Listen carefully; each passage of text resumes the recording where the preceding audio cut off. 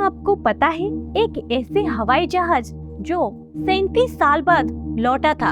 आज हम आपको सबसे रहस्यमय हवाई जहाज के बारे में बताने वाले हैं। आपने सुना होगा कि 2014 में मलेशिया एयरलाइंस का एक विमान MH370 कोलालंपुर से बीजिंग जा रहा था, जो दक्षिण चीन सागर के ऊपर कहीं लापता हो गया।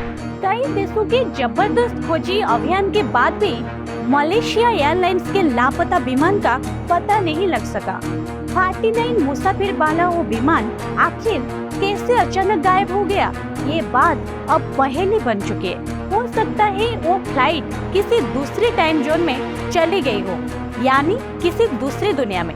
आज हम जिस घटना के बारे में आपको बताने जा रहे हैं वो एक ऐसे जहाज के बारे में है जो रहस्यमय तरीकों से गायब हो गया था, जिसको काफी खोजा गया लेकिन उसका कोई पता नहीं चला।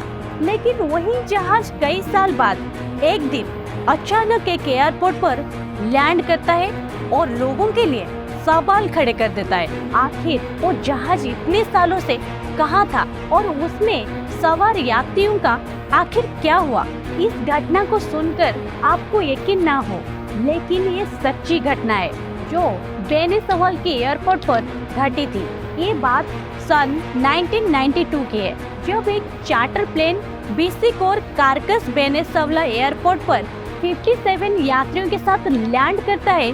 लेकिन इसमें सबसे बड़ी चौंकाने वाली बात यह है कि इस जहाज ने 37 साल पहले न्यूयॉर्क से मियामी के लिए उड़ान भरी थी और रास्ते में कहीं गायब हो गई थी। एक और बड़ी हैरानी वाली बात यह है कि वेनेजुएला में लैंड करने के कुछ देर बाद ही ये जहाज दोबारा से उड़ान भरता है और बादलों में जाकर फिर से गायब हो जाता है। आपको लगेगा कि ये सिर्फ एक कहानी है, लेकिन इस घटना का सबूत भी है, जिसमें रेडियो कम्युनिकेशन में रिकॉर्ड हुई पायलट और कंट्रोल टावर के बीच की हुई बातचीत मौजूद है। Deputy minister of civilization Ramon Estoba का इस मामले पर कहना है कि उनकी कंट्रोल सर्विस वाकश ने इस घटना को अपनी आंखों से देखा था। इसके अलावा इस घटना का एक और महत्वपूर्ण सबूत मौजूद है कि पायलट द्वारा रनवे पर छोड़ा गया एक हैंड साइज कैलेंडर साथी कंट्रोल टावर के एक और कर्मचारी जोबान डेलाकोड ने उस प्लेन को अपनी आंखों से देखा था और उन्होंने पायलट की आवाज भी सुनी थी। साथ ही उनके पास वो कैलेंडर भी मौजूद था जो उस हवाई जहाज के पायलट द्वारा छोड़ा गया था। उन्होंने बताया कि उन्हें इस घटना को बिल्कुल यकीन नहीं हो रहा था कि फ्लाइट में बैठे लोगों को अभी भी यही लग रहा था कि वो सन 1955 में है और उनकी फ्लाइट ने फ्लोरिडा में लैंड किया है। लेकिन हकीकत कुछ और रही थी।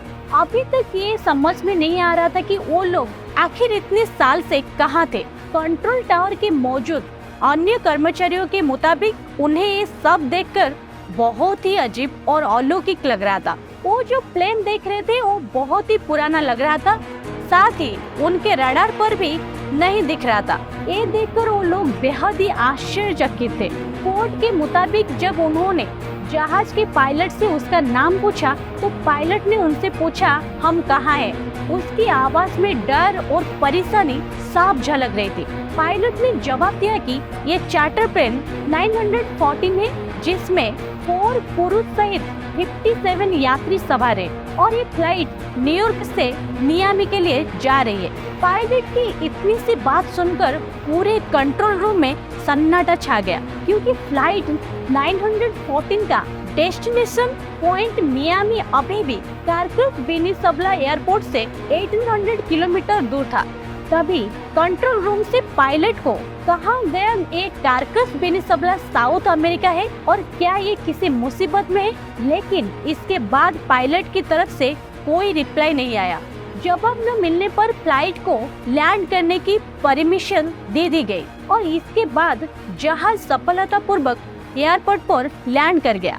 जैसे ही कंट्रोल रूम को लगा सारी सिचुएशन कंट्रोल में है, तभी उन्होंने पायलट की आवाज सुनी जो अपने साथी पायलट से कह रहा था कि ये क्या अजीब सी चीज है। उसकी आवाज सुनकर ऐसा लग रहा था कि उन्होंने एयरपोर्ट पर खड़ा कोई जेट शिप नहीं बल्कि स्पेस शिप देख लिया हो। कोर्ट के मुताबिक पायलट ने बताया कि ये फ्लाइट 1955 में मियामी के इंटरनेशनल एयरपोर्ट पर सुबह 9:55 पर लैंड होने थे। तभी उन्होंने जहाज के कैप्टन को बताया कि ये कारकस का इंटरनेशनल एयरपोर्ट है और आज 21 मई 1992 है। तभी पायलट का रिप्लाई आया, ओ माय गॉड, जैसे वो अपनी सांसें भूल गया हो। डॉक्टर कोर्ट ने उन्हें शांत करने की कोशिश की और कहा कि हम ग्राउंड क्रू प्लेन को आपकी सेहत के लिए भेज रहे हैं। पर जैसे ही ग्राउंड क्रू प्लेन के पास जाने लगा तभी पायलट जोर से चिल्लाया, नो, हमारे पास मत आओ, हम जा रहे हैं। ग्राउंड क्रू ने बताया कि जब उन्होंने जहाज में बैठे यात्रियों को देखा तो यात्रियों के चेहरे ऐसे नजर आ रहे थे जैसे उन्हें कोई सांप सूंघ गया हो। तभी पायलट ने हाथ हिलाकर ग्राउंड क्रू को वहां से दूर जाने को कहा। कोर्ट के अनुसार पायलट अपने हाथ में एक फाइल लिए हुआ था और ग्राउंड क्रू को दूर जाने को इशारा कर रहा था। तभी एक छोटा सा कैलेंडर उसकी फाइल से रेलवे पर गिर गया, जो बाद में उन्हें मिला। इसके बाद पायलट ने प्लेन के इंजन को दोबारा से स्टार्ट किया और प्लेन को वहां से उड़ा कर ले गया और थोड़ी देर में वो प्लेन बादलों में जाकर कहीं गायब हो गया। इसके बाद कंट्रोल टावर में रिकॉर्ड हुई इस बातचीत के टेप्स और इस कैलेंडर को गवर्नमेंट सीक्रेट सर्विस ने जब्त कर लिया।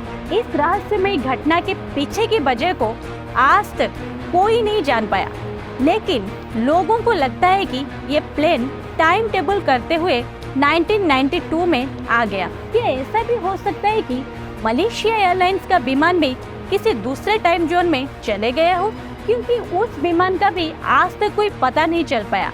कहीं ऐसा ना हो कि एक दिन इसी जहाज की तरह मलेशिया एयरलाइंस का विमान भी किसी एयरपोर्ट पर लैंड करे।